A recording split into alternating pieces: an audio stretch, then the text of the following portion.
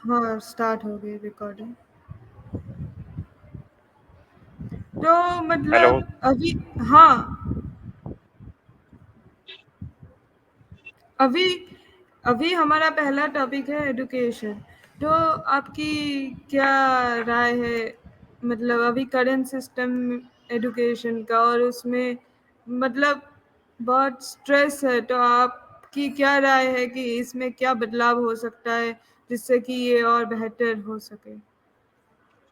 और प्रॉब्लम क्या है मेन, कि इतने अनएम्प्लॉयमेंट क्यों बढ़ रहा है, क्यों अनएम्प्लॉयबल हो रहे हैं लोग? आपने 3 चीज़ें उठाई हैं, सिस्टम में स्ट्रेस, बदलाव और अनएम्प्लॉयमेंट। तो उसको बारी-बारी लेते हैं। सिस्टम में थोड़ा-सा स्ट्रेस नॉर्मल है। जहाँ ग्रोथ होती है, वहाँ स्ट्रेस होना बनता ही है। परंतु जो स्ट्रेस है, वो नेचुरल स्ट्रेस नहीं है, वो ग्रोथ वाला स्ट्रेस नहीं, वो लैक ऑफ ग्रोथ वाला स्ट्रेस है। आप गाँव में देखिए, वहाँ पर गवर्नमेंट स्कूल्स हैं, लेकिन वहाँ प्रॉपर मॉडर्न एजुकेशन की कमी है। कुछ टीचर्स कोशिश करती हैं कि वो अपना 100% प्रतिदिन गरीब बच्चों को दें। लेकिन काफ़ी टीचर्स केवल वेतन के लिए यानी सैलरी के लिए पढ़ाती हैं। ये मुझे खुद टीचर्स ने कहा है। बच्चों को जब प्रॉपर एजुकेशन मिलती नहीं गाँव में और उनके हाथ में इंटरनेट आ जाता है और वो सिटीज़ के बच्चों के वीडियोज़ देखते हैं, मेट्रोपॉलिटन सिटीज़ के बच्चों के वीडियोज़ देखते हैं, चाइना के वीडियोज़ देखते हैं, जापान, यूएसए, तो उनमें एक अभाव-सा पैदा होता है। उनको लगता है हम में कुछ कमी है, हमारा गरीब जगह में पैदा होना कमी के समान है। तो वो पढ़ाई में इंटरेस्ट नहीं लेते हैं और वो या तो इंटरनेट की दुनिया में चले जाते हैं या कुछ बच्चे उसमें से ड्रग्स में चले जाते हैं, कइयों को और एडिक्शंस होती हैं। तो सिस्टम का स्ट्रेस ऐसे पैदा होता है। इसके बारे में मैं श्योर हूँ क्योंकि मैंने देखा है और मैंने बातचीत की है अध्यापकों से और अध्यापिकाओं। आपका दूसरा पॉइंट था क्या बदलाव हो सकता है? देखिए, बदलाव सोसाइटी से होना चाहिए। हम हर चीज़ गवर्नमेंट पे नहीं डाल सकते। जब तक हम यूनाइट नहीं होंगे, बदलाव मुश्किल है। यूनिटी का मतलब होता है कि जिनके पास पढ़ाई-लिखाई है, वो अपना थोड़ा-सा समय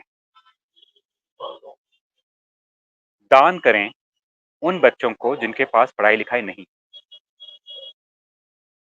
वो फिज़िकली जा सकते हैं या ऑनलाइन मीडियम से पढ़ा सकते हैं। अगर हम ऐसा करेंगे, तो जो अभाव है, जो गरीब बच्चों में एहसास है कि हम में कुछ कमी है, वो कमी कम होगी। उन्हें पता चलेगा कि जो शहरों के बच्चे हैं, जो पढ़े-लिखे बच्चे हैं या जो अमीर बच्चे हैं, वो इन्हेरेंटली अच्छे लोग हैं और हमें करेक्ट गाइडेंस मिल सकती है। इससे पूरा जो ग्रामीण समाज है, उसको फ़ायदा मिलेगा। तीसरा पॉइंट था आपका अनएम्प्लॉयमेंट। अनएम्प्लॉयमेंट के लिए अनएम्प्लॉयमेंट को सॉल्व करने के लिए हमें कुछ चीज़ें चाहिए। एक है स्किल्स, स्किल्स का डायरेक्ट रिलेशन एजुकेशन से ही होता है। दूसरी चीज़ है मॉडर्न एजुकेशन। मॉडर्न एजुकेशन यानी सिलेबस वैसा होना चाहिए कि वो सबको प्रिपेयर करे इंटरनेशनल चैलेंजेस। फिर से कहूँगा, सिलेबस ऐसा होना चाहिए कि वो इंटरनेशनल स्टैंडर्ड को कि वो ग्रामीण बच्चों को भी इंटरनेशनल एक मैं कहना चाहता हूँ कि सिलेबस आउटडेटेड नहीं होना चाहिए, सिलेबस वो होना चाहिए जिससे ग्रामीण बच्चों को इंटरनेशनल एजुकेशन का एहसास हो। जैसे कि अगर जो बच्चा हिस्ट्री या ह्यूमैनिटीज़ पढ़ रहा है गाँव में, अगर वो केवल मार्क्सिस्ट थ्योरी पढ़ेगा और एंटी मार्क्सिस्ट थ्योरी नहीं पढ़ेगा, ये by the way live example है, सिर्फ गाँव में नहीं लेकिन मुंबई में भी मार्क्सिस्ट थियरीज़ एजुकेशन का सिलेबस का हिस्सा है। तो अगर वो ऐसी चीज़ें पढ़ेगा जो 70s या 80s में पढ़ाई जाती थी, तो वो अपने आप को इंटरनेशनल कॉम्पिटिशन के लिए या इंटरनेशनल स्टैंडिंग के लिए प्रिपेयर नहीं कर पाएगा। तो सिलेबस में अगर बदलाव होगा, सिलेबस मॉडर्न होगा, उसमें स्किल्स आएँगे, उस स्किल से वो एट लीस्ट एक जॉब पा पाए, जॉब ले सकता है।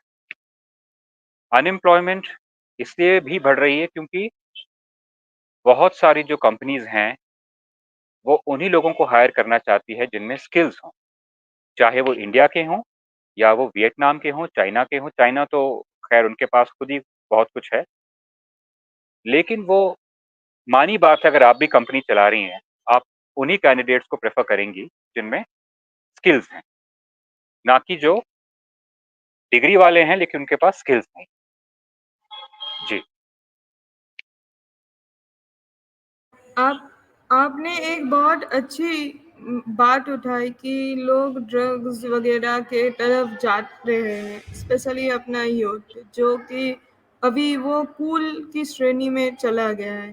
तो मतलब ये हुआ कैसे? क्योंकि एक समय था जो इन चीज़ों को नीचा दिखा जाता था कि ड्रग्स, अल्कोहल, सिगरेट और मतलब अभी भी देखा जाता है, लेकिन अपने यूथ को देखिए तो वो ज़्यादा इन चीज़ों की तरफ आकर्षित होता है। अगर आपको पता हो कि ये क्यों हो रहा है या फिर आप इससे अपने यूथ को रास्ते में कैसे ला सकते हैं, कोई सुझाव हो तो अच्छा होगा। आपकी आवाज़ थोड़ी क्रैक हुई है, आपका आखिरी सेंटेंस मैं नहीं सुन पाया। ओह! मेरा कहने का मतलब था कि हाँ, मतलब यूथ हमारा ड्रग्स की तरफ जा रहा है, अल्कोहल की मैंने तरफ सुनी जा आपकी रहा है। बात। हाँ, हाँ। ठीक है। आपकी आपकी थोड़ा नेटवर्क आपका शायद अ, चेंज हो गया है तो या नेटवर्क स्ट्रेंथ चेंज हो गई है, आप चेक करें। आपका सवाल है जहाँ तक मैं सुन पाया था कि ड्रग्स कूल कैसे हो गए? और यस। शायद आप पूछना चाहती हैं कि इसका सॉल्यूशन क्या है? एम आई राइट? Yes sir. ओके, देखिए ड्रग्स लेना आसान है, आपके लिए भी और मेरे लिए भी। ऐसा नहीं है कि जो चिंता में हो, वो ही ड्रग्स लेता है या जिसका जीवन खराब है, वो ही ड्रग्स लेता है। हम बात कर रहे हैं ड्रग्स की नहीं, हम बात कर रहे हैं ड्रग्स एडिक्शन की। जो सोशली ऑकेजनली लेते हैं और उनके जीवन में कोई असर नहीं पड़ता है, उनको हम छोड़ देते हैं, फिलहाल। एक मॉरलिस्टिक पॉइंट ऑफ व्यू नहीं लेते। हम बात करते हैं एडिक्शन की जिससे कि जीवन तबाह हो जाता है। देखिए कूल इसलिए बना है ये क्योंकि सोसाइटी में वैक्यूम है। आप खुद सोचिए, अगर आपके पास स्किल है या आपके पास प्रतिभा है, लेकिन आपको टूल्स नहीं मिलते यानी एजुकेशन नहीं मिलती, जिससे आप अपनी प्रतिभा को एक्सप्रेस कर पाएँ, तो आपके दिल को चोट पहुँचेगी। मेरे दिल को भी चोट पहुँची। तो कई बार मुझे पहुँचती भी है। आई एम प्रिटी श्योर आपको भी पहुँचती है और आपको आपके लिसनर्स को भी पहुँचती होगी। लेकिन हमें पता होता है कभी ना कभी हमें जो साधन हैं, मिल जाएँगे। हम अपनी मन की व्यथा, हम अपने टैलेंट एक्सप्रेस कर पाएँगे। चाहे वो एजुकेशन सिस्टम के ज़रिए हो, इंटरनेट के ज़रिए हो। उदाहरण हमें एक स्कूल या कॉलेज पसंद नहीं आता, हम दूसरा ले लेते हैं या हम प्राइवेट ट्यूशन ले लेते हैं क्योंकि हमारे पास थोड़ा पैसा होता है। या हम इंटरनेट से सीख सकते हैं क्योंकि हमारे पास इंटरनेट कनेक्शन होती है। तो आप और मैं कभी ना कभी एक्सप्रेस कर पाएँगे। दिक्कत तब होती है जब आपके पास ऑप्शंस नहीं होते हैं। आपके पास अच्छे स्कूल नहीं है, कॉलेज नहीं है, लेकिन आपके पास ऑप्शन भी नहीं है। आप अपने टीचर चेंज नहीं कर सकते, आपके पास दूसरे टीचर्स ही नहीं हैं। तो आप फँस जाते हैं, आप बंदिश में आ जाते हैं।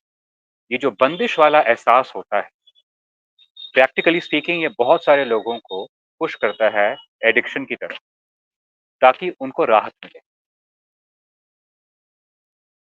और आपको सुनकर अजीब लगेगा लेकिन कई मायनों में ये राहत अच्छी होती है क्योंकि ये राहत पाने से इंसान ज़िंदा रहता है, यानी वो ऐसा कदम नहीं लेता जिससे वो अपनी जान खो बैठे। तो हम ये भी नहीं कह सकते कि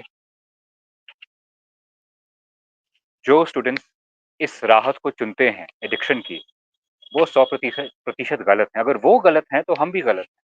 हमारी गवर्नमेंट गलत है, हमारा समाज गलत है, जो कि उनको ऑप्शंस नहीं दे पाता है। हमारे जर्नलिस्ट गलत हैं, जो कि इस पे कंसिस्टेंटली रिपोर्टिंग नहीं करते। आसान बड़ा होता है फिंगर पॉइंटिंग। फिंगर पॉइंटिंग इतना आसान होता है कि हम पूरा एक शो कर सकते हैं सिर्फ़ इसी विषय पे कि समाज में क्या-क्या प्रॉब्लम्स है, कौन गलत है, कौन बुरा है। लेकिन अगर हमें सॉल्व करनी है चीज़ें, तो हमें मानना पड़ेगा कि इसमें हमारी भी गलतियाँ हैं। तो अगर उनके पास ऑप्शंस होंगे, तो अगर स्कूल होंगे, कॉलेज होंगे, गाइडेंस होगी, तो उनमें प्रेरणा जो है, जीवित रहेगी। उन्हें ये नहीं लगेगा कि मेरी प्रतिभा प्रतिभा पे पूर्ण विराम लग चुका है, there is no full stop. उनको लगेगा कि सिर्फ़ कॉमा और सेमीकोलन लगा है, यानी फिलहाल मेरे जीवन अच्छा नहीं है, परंतु कुछ महीनों बाद ठीक हो जाएगा, कोई सॉल्यूशन निकल आएगा। जब ऐसा एहसास आएगा तो उनको खुद ब खुद लगेगा कि आज नहीं तो कुछ महीनों बाद मुझे राहत मिल ही जाएगी। एडिक्शन कई बार तब आती है जब वो राहत वाली जो फीलिंग है, वो उनको नहीं मिलती, एक्सटेंडेड टाइम तक। फिर वो चाहे वो आदमी गरीब हो, अमीर हो, अमीरों के साथ भी ये होता है। एजुकेशन होती है परंतु माइंडसेट नहीं होता उनका। आपके साथ होता है, मेरे साथ, लेकिन हम कहीं न कहीं सॉल्यूशन निकाल पाते हैं। इसलिए इनको विक्टिमाइज़ करे बिना अगर हम कोई सॉल्यूशन ढूँढें और सॉल्यूशन बैठता है एजुकेशन। एजुकेशन का मतलब सिर्फ़ स्कूल, कॉलेज खोलना नहीं, एजुकेशन का मतलब है मॉडर्न स्किल्स इम्पार्ट करना। तो मैंने आपके आई होप दोनों सवालों का जवाब दे दिया। जी। आपने बोला कि लोग मतलब जब अकेले होते हैं, तब ये इन सब चीज़ों में पड़ते हैं। लोग इन चीज़ों को अपनी राहत के हिसाब से भी लेते हैं और अभी लोग ऑनलाइन मतलब यूट्यूब वगैरह से भी अपना स्किल डेवलपमेंट कर सकते हैं। और आपने ये भी उठाया था कि अभी मतलब लोगों को मार्क्सिस्ट थ्योरी की मतलब वो रिच वर्सेस पुअर वो सब थ्योरी पढ़ाया जाता है, तो लोग सोचते भी नहीं है कि अपना कुछ चालू करें।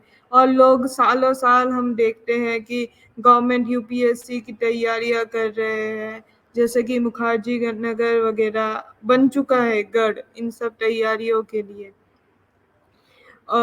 तो आपको नहीं लगता कि हमारा समाज थोड़ा ज़्यादा ही ये गवर्नमेंट जॉब्स या फिर ये पब्लिक सेक्टर के पीछे ज़्यादा पड़ा हुआ है, जिससे कि बेजा स्ट्रेस पड़ता है, मतलब अगर किसी का मन भी ना हो तो भी मतलब उनको वही मतलब एक एस्केप की तरह ये भी ले रहे हैं।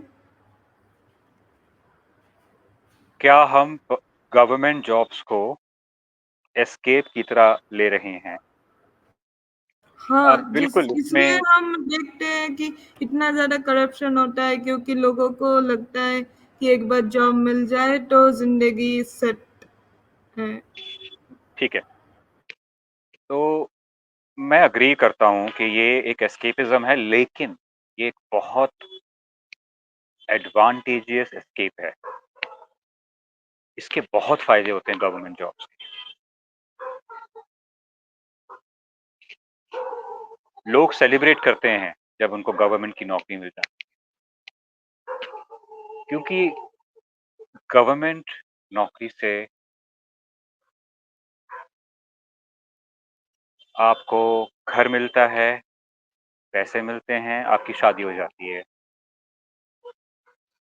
और एक ठप्पा लग जाता है कि आदमी गवर्नमेंट का है, पावरफुल। फिलहाल करप्शन को नहीं छेड़ते, पहले यही मुद्दा देखते हैं। देखिए,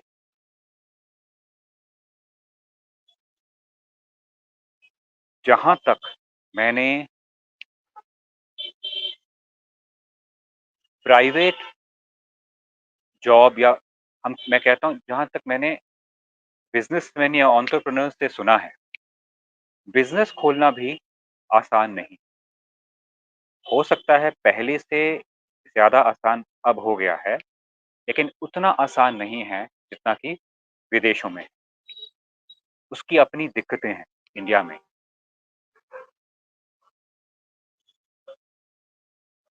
वो पाथ भी बड़ा कठिन है, इसलिए उसमें हमें लिमिटेड सक्सेस स्टोरीज़ मिलती हैं in comparison to the size of the population.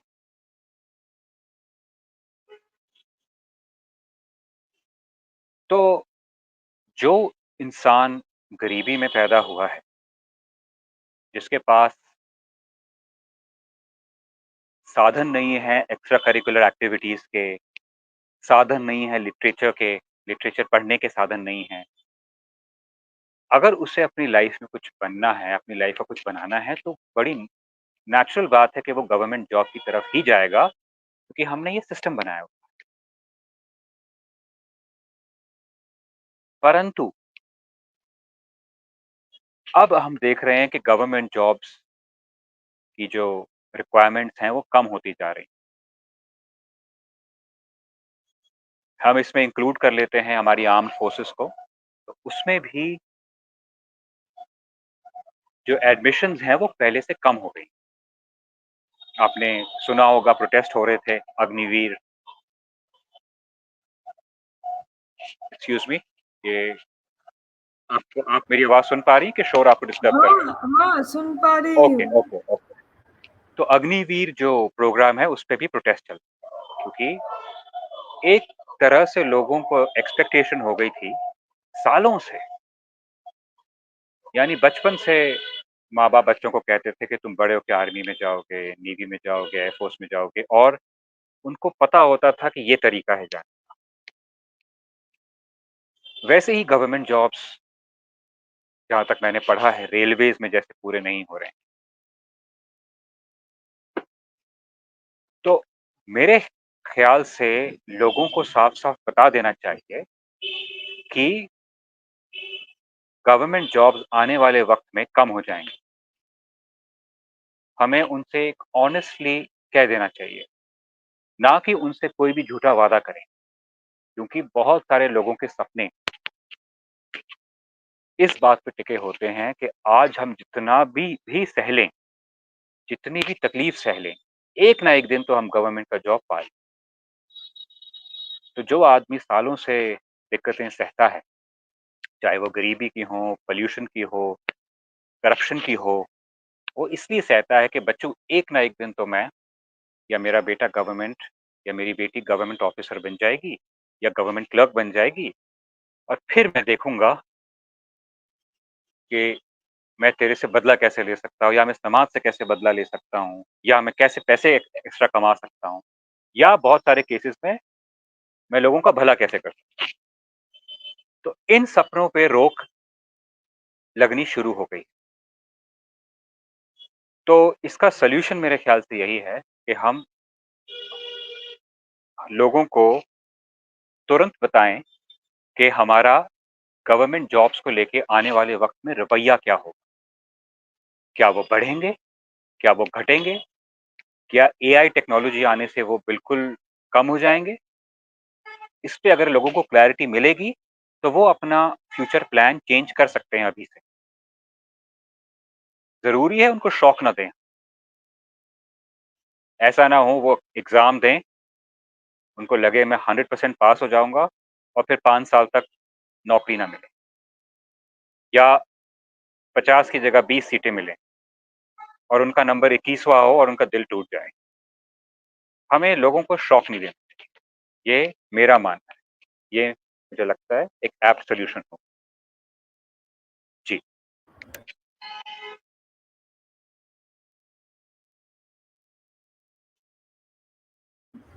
हाँ, आपने बहुत अच्छा एक उठाया कि लोगों को मतलब रियलिटी से भी रूबरू कराए कि आगे जॉब्स कम होने वाली है, गवर्नमेंट तो इतना मतलब दिल ना तोड़े जिससे। कहीं न कहीं आपको लगता है कि अब हमारे इधर पेरेंटिंग में भी कुछ बदलाव आने चाहिए? और उसमें क्या मतलब अच्छे बदलाव आने चाहिए? ओके, पेरेंटिंग में बदलाव आने चाहिए और अच्छे बदलाव क्या आने चाहिए? ऑफ़ कोर्स हम यही उम्मीद करते हैं मैंने बदलाव अच्छे ही इसलिए हों। पूछा क्योंकि बहुत सारी जगहों पे ये देखा जाता है कि पेरेंटिंग में बदलाव के नाम पे लोग एकदम वो मतलब मार पिटाई नहीं, बच्चों को डांटना वाटना नहीं, तो उससे ज़्यादा नुकसान ही देखने को मिल रहा है। तो मतलब कैसे बैलेंस करें एकदम जैसे पहले मार पिटाई बेल्टों से वो भी नहीं, लेकिन अभी जो मतलब बिल्कुल ही कुछ ना बोले और बच्चे एकदम बदतमीज हो जाए वो भी ना हो, तो मिडिल ओके, ग्राउंड क्या है? मिडल ग्राउंड मिडल ग्राउंड और सॉल्यूशन शायद एक ही हो। मुझे लगता है सॉल्यूशन है समय। हमें एक-दूसरे के साथ वक़्त बिताना ही होगा। हम इंसान हैं, जिसे कहते हैं हम सोशल एनिमल्स हैं। का मतलब है कि हम अपनी ग्रोथ के लिए सोसाइटी से दूर रह सकते हैं, यानी सॉलिट्यूड, ताकि हम अपने आप को ढूँढ सकें, अपने आप को पहचान सकें, अपनी क्षमताओं को उभार सकें, अपने टैलेंट को पहचान। लेकिन उसके बाद हम सोसाइटी में ही वापस आ जाते हैं, यानी solitude is not loneliness. In solitude से हम चीज़ें सीख कर फिर सोसाइटी को वापस प्रदान करते हैं, जॉब के ज़रिए, एजुकेशन के ज़रिए, बिज़नेस के ज़रिए। तो हमारे समाज में मेरे हिसाब से लोनलीनेस बढ़ रही है और यही हिसाब परिवारों का है। वो एक-दूसरे के साथ ज़्यादा समय नहीं बिता। सिटी लाइफ़ में पेरेंट्स को काम करना पड़ता है, हस्बैंड, वाइफ, उसके ऊपर जॉइंट फैमिलीज़ कम हो गई हैं। तो घर में दादा-दादी होते हैं या कभी नहीं होते हैं, लेकिन वो जॉइंट फैमिली सिस्टम नहीं रहा कि अगर आप बिज़ी हैं, तो आपका कोई ट्रस्टेड अलाई, आपकी कोई ट्रस्टेड फैमिली मेंबर बच्चे का ख़्याल रख पाएगा। कई बार बच्चों को आया के पास छोड़ देते हैं और वो बड़ा अच्छा काम करते हैं आया, लेकिन आया माँ नहीं। तो मेरे हिसाब से मिडल ग्राउंड और सॉल्यूशन है समय बिताना और कितना समय बिताना। एक उसका कोई फ़िगर अगर आप जानना चाहें, मैं समझता हूँ इतना समय बिताना कि बच्चा बोर हो जाए। यानी बच्चे और पेरेंट के पास बोर होने के लिए समय होना चाहिए। ऐसा समय नहीं कि 1 घंटा खेल लिया, आधा घंटा टीवी साथ देख लिया या आधा घंटा कुछ पिलो फाइट कर ली, ये आधा 1 घंटा से बात नहीं। समय इतना होना चाहिए कि आप वीकडे में भी सुबह या शाम कहीं वॉक के लिए जाएँ, घंटों भरी वॉक के लिए जाएँ, जहाँ पर आपके पास हाथ में फ़ोन ना हो और आप पेड़ के नीचे बैठकर बोर हो गए, करें क्या? ये जो बोर्डम वाला समय होता है, मेरी समझ में बहुत इम्पोर्टेंट होता है, ना सिर्फ़ बच्चों के लिए, आपके और मेरे लिए, यानी बड़े बच्चों के लिए, सबके लिए। सबसे ज़रूरी होता है बोर होना। हम आज के ज़माने में बोर नहीं होते, इसलिए मेरे हिसाब से हम थोड़ा स्ट्रगल करते हैं। एट लीस्ट मैं अपने लिए तो ये मानता हूँ कि मैं स्ट्रगल करता हूँ, जब मैं बोर नहीं होता। तो कितना मारना चाहिए बच्चों को? देखिए, अगर समय ज़्यादा हो ना, तो सॉल्यूशन मिल जाता है। अगर समय कम हो, तो मार-पिटाई की ज़रूरत पड़ती है क्योंकि समय नहीं। बच्चों को 15 मिनट में कैसे बताएँ कि क्या नहीं करना चाहिए? आसान तरीका है कि यार मारो, क्योंकि 15 मिनट के बाद 16वें मिनट में फिर बॉस का फ़ोन आ जाएगा, फिर आपको मीटिंग करनी पड़ेगी ऑनलाइन 6 बजे के बाद। तो 15 मिनट में आप बच्चे को क्या कर सकते हो? आधा घंटा में भी क्या कर सकते हो? तो सबसे आसान तरीका है डराओ, धमकाओ, मारो। लेकिन अगर आपके पास समय हो, तो आप मार-पीट की जगह, डराने की जगह उनको एग्ज़ाम्पल दे सकते हो। मुझे याद है, मुझे फाउंडेशन शब्द समझ नहीं आ रहा था स्कूल में। ये फाउंडेशन क्या होती है? यानी बिल्डिंग की जो फाउंडेशन होती है, जब बिल्डिंग बनती है, घर बनता है तो फाउंडेशन पहले हम डिग करते हैं, ज़मीन को खोदते हैं और एक फाउंडेशन बनाते हैं। तो मेरे दादाजी मेरे साथ एक वॉक पे चले गए, इवनिंग वॉक पे। क्या ढूँढने? अंडर कंस्ट्रक्शन घर ढूँढने और फिर उनको मिल गया, वो खुद खुश हो गए। तो उन्होंने मुझे बताया, ये फाउंडेशन होती है। आज तक मेरे पास वो जो इमेज है फाउंडेशन की मेरे दिमाग में बैठी हुई। जब भी मैं फाउंडेशन देखता हूँ, कई बार जब मैं फाउंडेशन देखता हूँ, अपने दादाजी को याद करता हूँ। क्योंकि उन्होंने समय निकाला मेरे लिए और मुझे फाउंडेशन का मतलब बताया। मेरे ख़्याल से मैंने भी लोगों को बहुत सारी चीज़ें बड़ी नम्रता से इसलिए बताई हैं क्योंकि मेरी दादाजी ने मुझे बड़े प्यार से चीज़ें सिखाई। तो जब समय होता है तो प्यार होता है, जब प्यार होता है तो वैल्यूज़ होती हैं, जब वैल्यूज़ होती हैं तो कल्चर होता है, जब कल्चर होता है तो फैमिली स्ट्रॉन्ग होती हैं, जब फैमिली स्ट्रॉन्ग होती हैं तो नेशन स्ट्रॉन्ग होता है। ये मेरा जवाब है। आपने बहुत अच्छे से ये बात बताई कि पेरेंट्स के पास समय नहीं है, लेकिन आपको ये नहीं लगता कि आजकल बच्चों के पास भी समय नहीं है? स्कूल से आते हैं तो इतना सारा होमवर्क दे देते हैं, वो करते हैं, उसके बीच में मतलब ट्यूशन में भी जाना पड़ता है या फिर कोचिंग लगता है, तो रात के 9 बजे तक तो बाहर ही रहते हैं, मतलब जहाँ तक मैंने देखा है।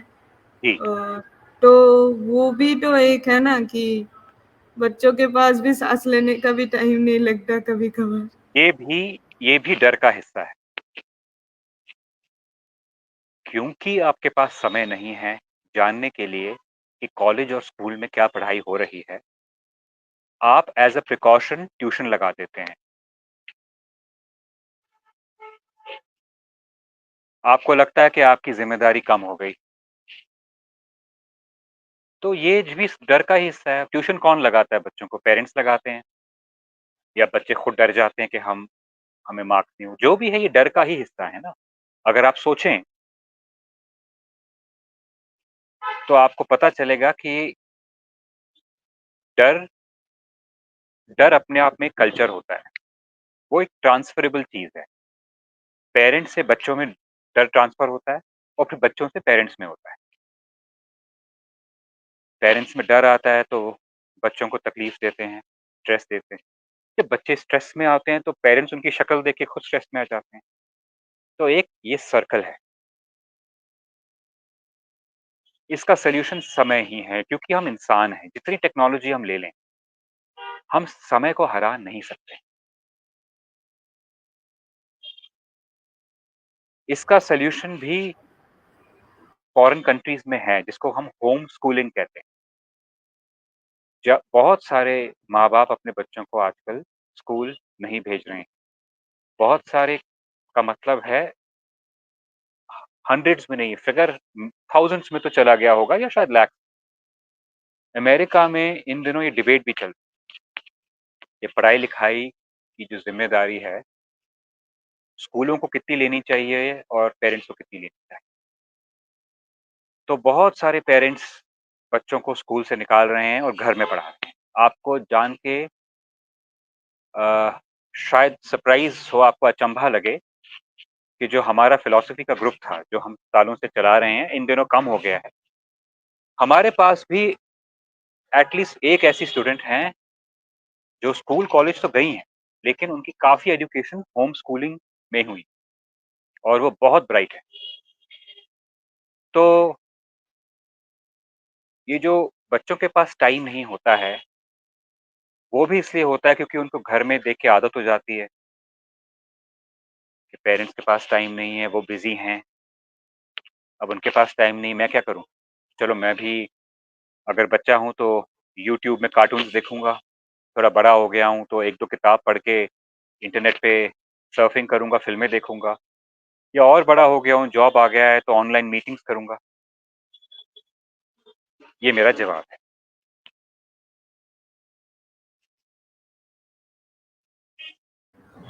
हाँ, इसलिए मतलब इतने सारे लोग ऑनलाइन में अगर आप आज देखो तो ट्रोल करते हैं, शायद वो भी इतने ही फ्रस्ट्रेट हुए होंगे घर में, मतलब उनकी बात कोई नहीं सुनता।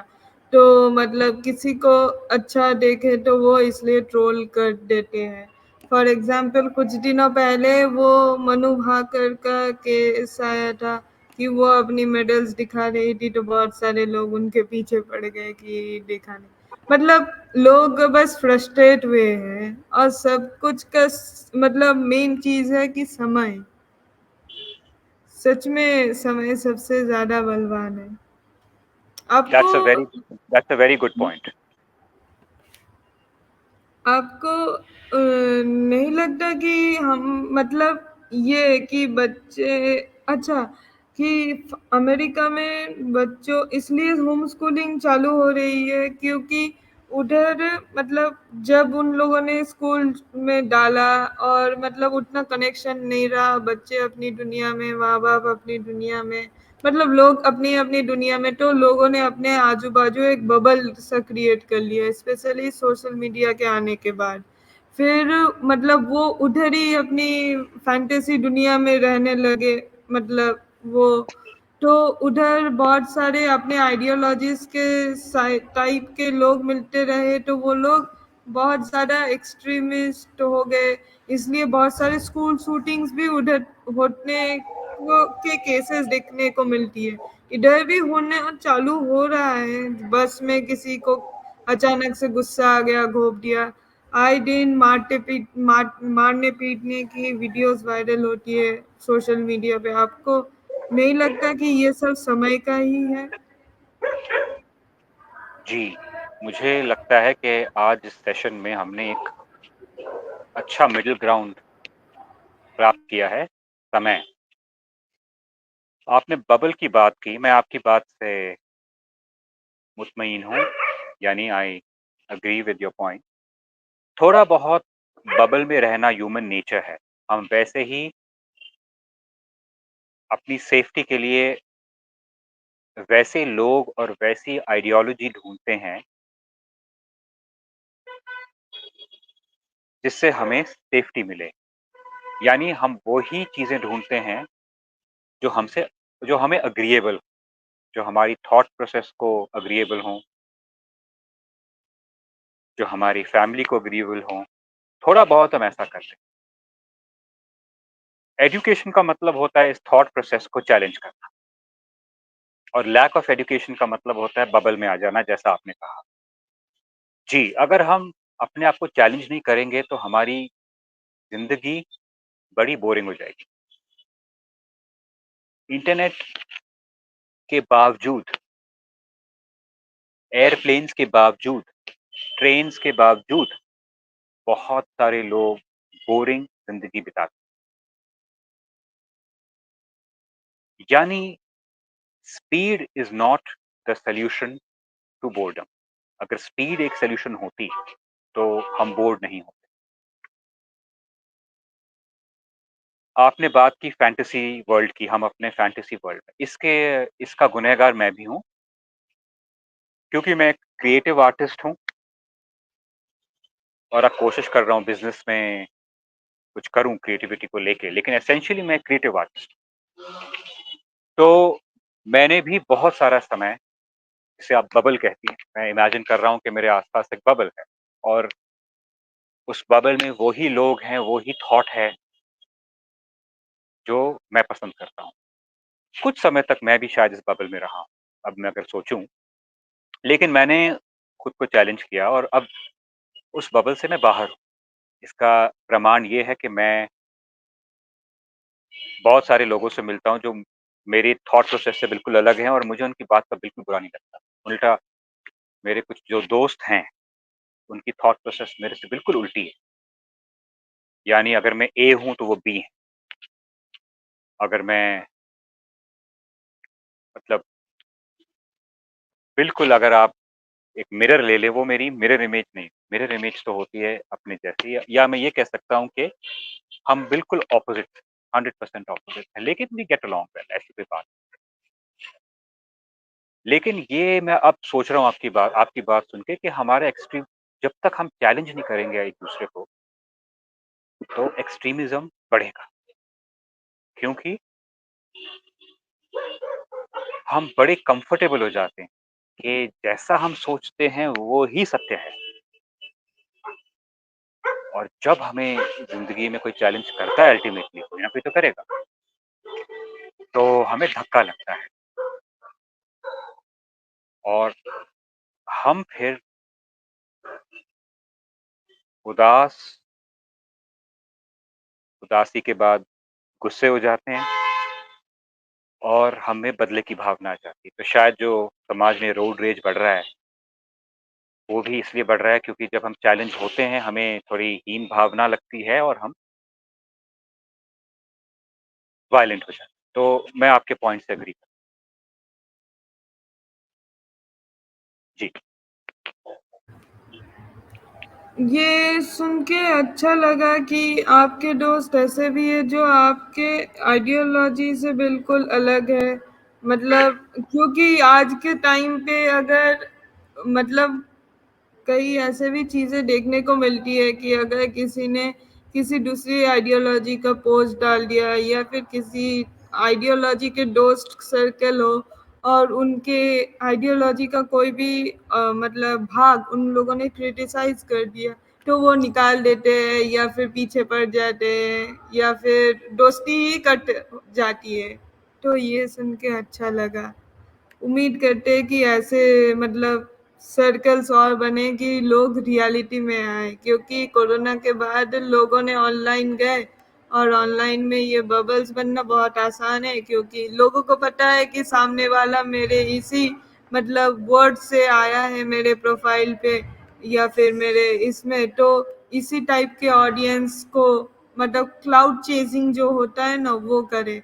मैंने अमेरिका के एक पॉडकास्टर का भी सुना था कि वो लोग मतलब क्लाउड चेजिंग करते करते इतने एक्सट्रीम में चले गए कि उनको अब पता ही नहीं कि रियलिटी में क्या है और वर्चुअल क्या है।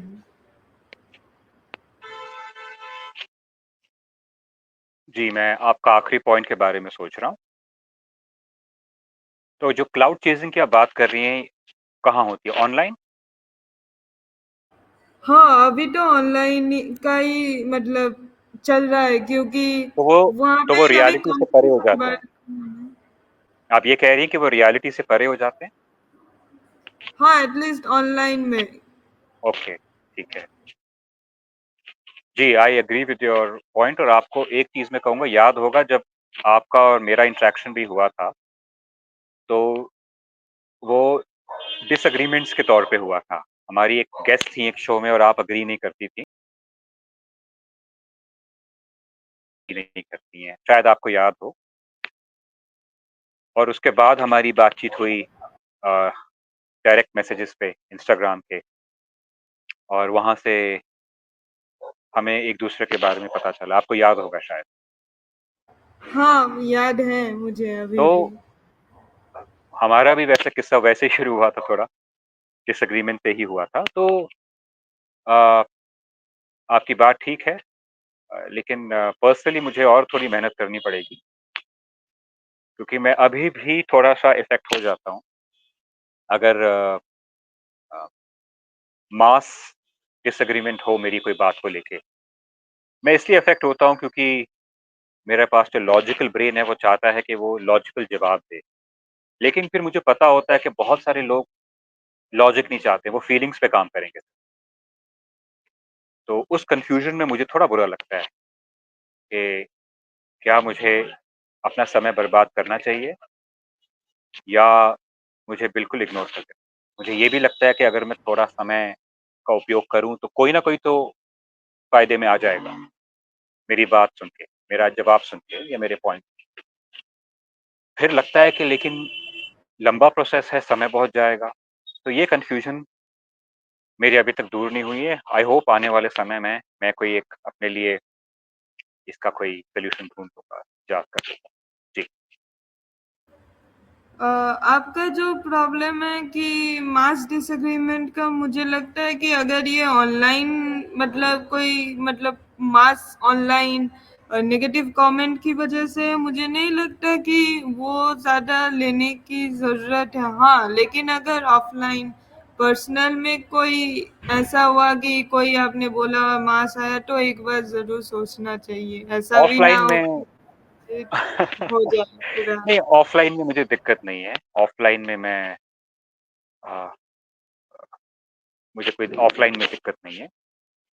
इनफैक्ट मेरे काम में मुझे काफ़ी डिसएग्रीमेंट्स को सॉल्व करना पड़ता है। ये मेरे काम में आता है और बहुत सारे लोग मुझे अप्रोच करते हैं कि मैं कोई सॉल्यूशन प्रोवाइड करूँ या कोई डिसएग्रीमेंट को सॉल्व करूँ। इनफैक्ट आपसे बात करने से पहले मैं यही काम कर रहा था।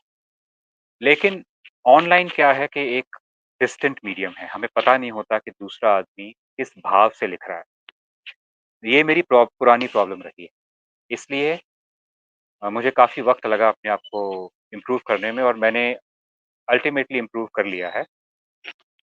एंड कभी किसी शो में मैं आपको कभी डिटेल में बताऊँगा कि इसका श्रेय भी मैं कुछ लोगों को देता हूँ। तो वो ऑनलाइन हैं, तो हो सकता है कभी आप उनसे भी इंटरव्यू कर सकती हैं। They are wonderful people. लेकिन जहाँ पोलाइटनेस हो ऑनलाइन, मुझे लगता है वहाँ समय का उपयोग करना ठीक है। जहाँ गाली-गलौच हो और आपको लगे कि लोग अपनी लाइफ़ की प्रॉब्लम की वजह से यहाँ अपनी फ्रस्ट्रेशन निकाल रहे हैं, वहाँ there is no harm in saying okay, no problem, have a good life, and आप छोड़ दो।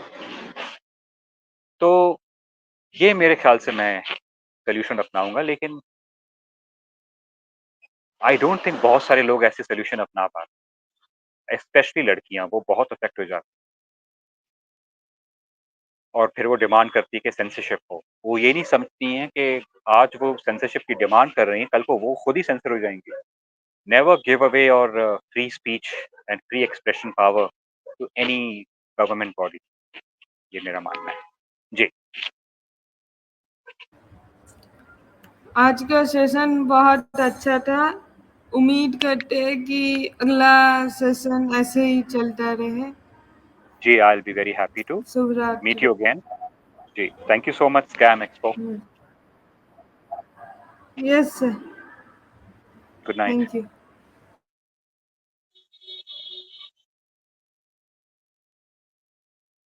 Good night. Good night, good night. Just recording बंद करेंगे तो मैं बंद कर